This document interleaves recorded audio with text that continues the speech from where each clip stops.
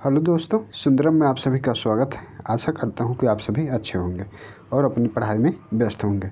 तो आज हम लोग देखते हैं ग्राफिक कला से संबंधित कुछ महत्वपूर्ण क्वेश्चन। ग्राफिक कला अर्थात छापा कला से संबंधित कुछ महत्वपूर्ण क्वेश्चनों को देखा जाता है। आइए देखते हैं क्वेश्चन नंबर 1। छापा कला किस तकनीकी में सिल्क कपड़े का प्रयोग होता है? तो किस तकनीकी में सिल्क कपड़े का प्रयोग होता है?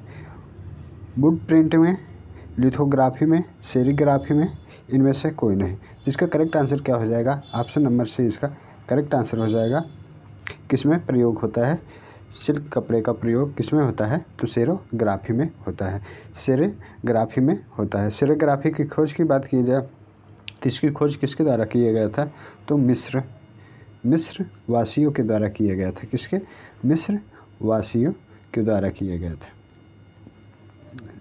इसकी खोज किसने की थी? तो मिस्र वासियों ने की थी। अगर इसकी बात की जाए तो 18वीं 19वीं शताब्दी में 17वीं और 18वीं 17वीं से 18वीं शताब्दी में 17वीं से 18वीं शताब्दी में फ्रांस व इंग्लैंड में सेरीग्राफ का विकास हुआ। कहाँ पर विकास हुआ था? फ्रांस व इंग्लैंड में जो है सेरीग्राफ का विकास हुआ। कब हुआ था? 17वीं और 18वीं शताब्दी में फ्रांस व इंग्लैंड में सेरीग्राफ का विकास हुआ था। तो इसका करेक्ट आंसर क्या हो गया था? तो ऑप्शन नंबर सी इसका करेक्ट आंसर हो गया। सेरीग्राफ की बात किया जाए, सेरीग्राफ जो है आरंभ में जो है एक रंग से छापा बनता था। इसमें जो है प्रारंभ में जो है एक रंग से छापा बनता था। और सेरीग्राफ की खोज कब हुई थी? तो सेरीग्राफ की खोज 1798 कहीं कहीं 96 भी दे देता है। 1798 या 96 कहीं कहीं 96 भी दे देता है। तो कहाँ हुआ है? पराग्वे में। कहाँ? पराग्वे में। तो कहाँ हुआ था? पराग्वे में हुआ था। किसने किया था?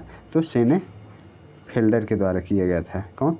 शेनेफेल्डर के द्वारा किया गया था। किसके द्वारा किया गया था? तो शेनेफेल्डर के द्वारा किया गया था। जर्मनी में बाइबेरिया में लिथोग्राफी की खोज हुई थी। जर्मनी के बाइबेरिया में लिथोग्राफी की खोज कहाँ हुई थी? जर्मनी के बाइबेरिया में। तो इसका करेक्ट आंसर क्या हो गया था? ऑप्शन नंबर सी इसका करेक्ट आंसर हो गया, सेरीग्राफ। चलिए अगला देखते हैं। लिथोग्राफी हेतु कौन सा पत्थर प्रयुक्त होता है? तो लिथोग्राफी के लिए कौन सा पत्थर प्रयोग किया जाता है? चूना पत्थर है, एल्बेस्टर पत्थर है और जिप्सम पत्थर है, संगमरमर पत्थर है। तो इसका करेक्ट आंसर क्या हो जाएगा? चूना पत्थर इसका करेक्ट आंसर हो जाएगा। ऑप्शन नंबर ए इसका करेक्ट आंसर हो जाएगा। लिथोग्राफी हेतु कौन सा पत्थर प्रयोग किया जाता है? तो चूना पत्थर प्रयोग किया जाता है। तो ऑप्शन नंबर ए इसका करेक्ट आंसर हो जाएगा। तो अगर भारत के कलकत्ता में जो है 1822 में, भारत के कलकत्ता में, कहाँ पर? कलकत्ता में कब? 1822 ईस्वी में। 1822 ईस्वी में लिथोग्राफी का प्रयोग हुआ था। किस कारण हुआ था? तो व्यवसायिक के रूप में हुआ था। कैसे? व्यवसायिक के रूप में 1822 में जो है लिथोग्राफी का प्रयोग कब किया गया था? भारत के कलकत्ता में 1822 में लिथोग्राफी का प्रयोग किया गया। तो किसके कारण किया गया था? व्यवसायीकरण के लिए किया गया था। किसके लिए किया गया था? व्यवसायीकरण के लिए किया गया था इसका प्रयोग। अगर बात की जाए तो राजा रवि वर्मा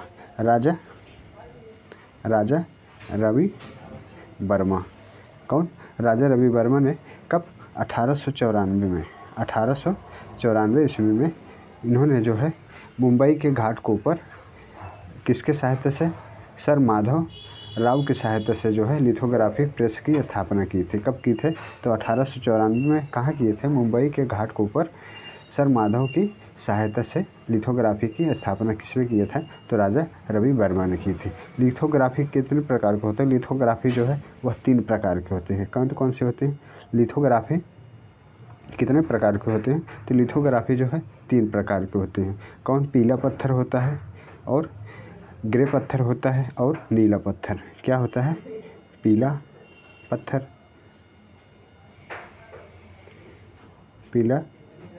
पत्थर होता है और दूसरा हो जाएगा ग्रे पत्थर और तीसरा क्या है? ये दूसरा हो गया। तीसरा क्या है? नीला पत्थर, नीला पत्थर। तीसरा क्या है? नीला पत्थर। पीला पत्थर हो गया, ग्रे पत्थर हो गया और नीला पत्थर। लिथोग्राफी कितने प्रकार के होते हैं? तो 3 प्रकार से प्राप्त होती हैं। कौन कौन से? पीला पत्थर, पीला पत्थर जो होता है क्या होता है? यह नरम पत्थर होता है। कैसा पत्थर होता है? तो नरम पत्थर होता है। पीला पत्थर जो है नरम पत्थर होता है। जबकि ये ग्रे पत्थर क्या होता है? ये माध्यम का होता है, माध्यम, वो सुजान या नरम पत्थर है। अगर नीला पत्थर की बात की जाए तो यह जो है कठोर होता है। नीला पत्थर कैसे होता है? तो यह कठोर होता है। क्या होता है? कठोर पत्थर होता है, अधिक श्रेष्ठ है। यह क्या होता है? अधिक श्रेष्ठ होता है। तो इसका करेक्ट आंसर क्या हो गया था? ऑप्शन नंबर ए इसका करेक्ट आंसर हो गया, चूना पत्थर। चलिए अगला देखते हैं। मुद्रण कला का आविष्कार और विकास का श्रेय किस देश को जाता है? मुद्रण कला आविष्कार और विकास का श्रेय किस देश को जाता है? भारत को है, चीन को है, जापान को है, अफगानिस्तान को है। तो इसका करेक्ट आंसर क्या हो जाएगा? ऑप्शन नंबर सी इसका करेक्ट आंसर हो जाएगा, चीन को जाता है। किसको जाता है? चीन को। चीन में जो है कागज़ की खोज की गई थी। कागज़ की खोज कहाँ की गई थी? चीन में, जो कि छापा कला के लिए क्या थे? महत्वपूर्ण घटक था। कागज़ की खोज कहाँ की गई थी? कागज़ की खोज कहाँ की गई थी? तो चीन में की गई थी, जो कि छापा कला के लिए क्या था? एक महत्वपूर्ण घटक प्राप्त हुआ। तो इसका करेक्ट आंसर क्या हो गया? ऑप्शन नंबर बी इसका करेक्ट आंसर हो गया था। मुद्रण कला का आविष्कार व विकास का श्रेय किसे जाता है? तो चीन को जाता है। तो चलिए अगला देखते हैं। तो देखते हैं अगला। अगर इसमें बात किया जाए, चलिए अगला देखते हैं। तो अगर इसका बात किया जाए, पतीना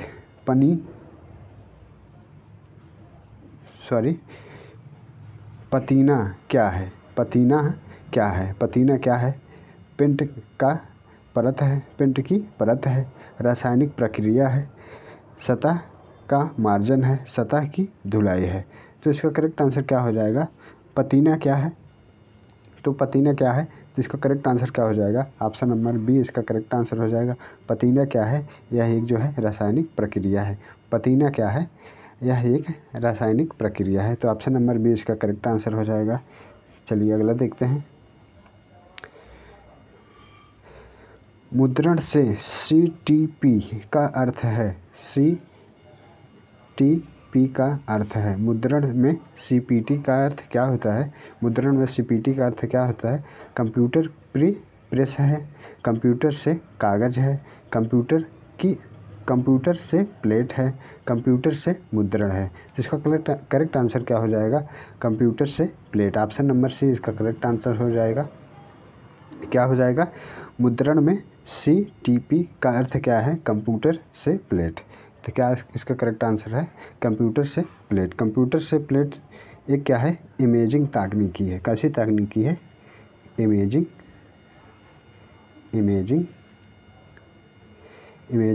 तकनीकी है। क्या है? यह एक तकनीक है। यह एक जो है इमेजिंग तकनीक है, जिसका उपयोग क्या होता है? आधुनिक मुद्रण प्रक्रिया में किया जाता है। जिसका उपयोग किस में किया जाता है? आधुनिक मुद्रण प्रक्रिया में किया जाता है। इस तकनीकी में जो है डेस्कटॉप एप्लीकेशन में बनाई गई छवि क्या होता है? सीधे आउटपुट होती है। तो इसका करेक्ट आंसर क्या हो गया? ऑप्शन नंबर सी इसका करेक्ट आंसर हो गया। चलिए अगला देखते हैं। मल्टीमीडिया है। तो मल्टीमीडिया क्या है? पानी तथा तेल का मिश्रण है, कंप्यूटर है, विजुअल एंड साउंड है, ट्रांसपेरेंसी है। तो इसका करेक्ट आंसर क्या हो जाएगा? विजुअल एंड साउंड इसका करेक्ट आंसर हो जाएगा। मल्टीमीडिया क्या है? विजुअल एंड साउंड है। क्या है?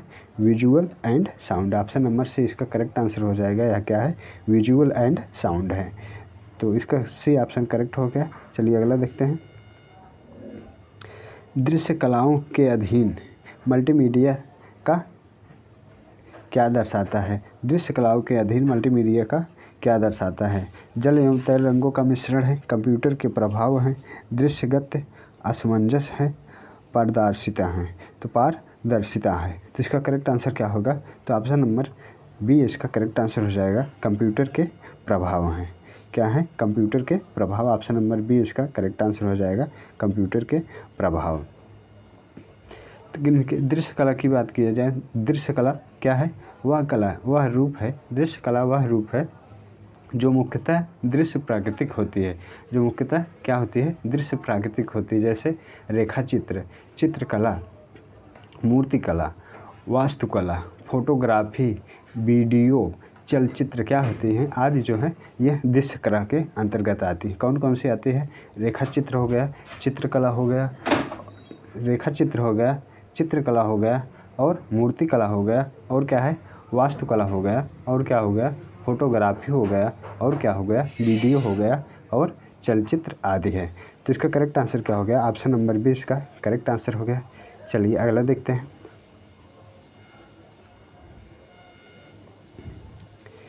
किस ग्राफिक डिजाइनर ने ए डिजाइनर्स आर्ट पुस्तक लिखी है। ए डिजाइनर्स आर्ट पुस्तक किस के द्वारा लिखी गई है। तो इसका करेक्ट आंसर क्या होगा, स्टीवन हिल हैं, मल्टियन ग्लेसर हैं, पॉल रैंड हैं, पाउल शेर हैं। जिसका करेक्ट आंसर क्या हो जाएगा, पॉल रैंड जो है ए डिजाइनर्स आर्ट पुस्तक के लेखक कौन है, Paul Rand. Option number C इसका करेक्ट आंसर हो जाएगा, कौन है, पॉल रैंड हैं। ए डिजाइनर्स आर्ट पुस्तक के लेखक कौन है, पॉल रैंड हैं। पॉल रैंड जो थे क्या थे, ग्राफिक डिजाइनर हैं। ये क्या हैं, ग्राफिक डिजाइनर हैं। ये जो है ग्राफिक कला में क्या होता था, ग्राफिक कला सतह पर उल्टा चित्र अंकित किया जाता था। सतह पर कैसा, उल्टा चित्र अंकित किया जाता था, फिर उस पर जो है स्याही लगाकर उसे सीधा छापा जाता है। तो इसमें जो है पत्थर प्रयोग किए जाते थे, कास्ट प्रयोग किए जाते थे, धातु की प्लेट की सतह का प्रयोग किया जाता था। तो इसका करेक्ट आंसर क्या हो गया, ऑप्शन नंबर सी इसका करेक्ट आंसर हो गया, पॉल रैंड द्वारा किया गया था। तो चलिए अगला देखते हैं।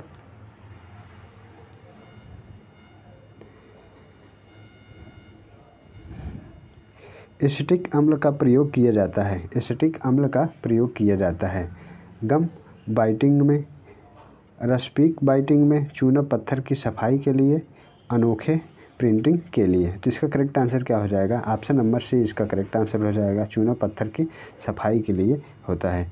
एसिटिक अम्ल का प्रयोग कैसे होता है, एसिटिक अम्ल का प्रयोग चूना पत्थर की सफाई के लिए होता है। कैसे होता है, चूना पत्थर की सफाई के लिए, किसमें, जिसमें क्या होता है, प्लास्टर ऑफ पेरिस क्या बनता है, जिप्सम बनता है। प्लास्टर ऑफ पेरिस से क्या होता है, जिप्सम बनता है। कॉपर अथवा जिंक प्लेट एचिंग का प्रयोग किया जाता है, किसमें, फेरिक क्लोराइड का।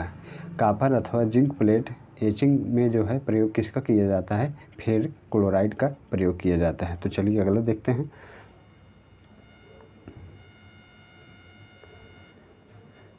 A4 पेपर का वास्तविक परिणाम क्या है।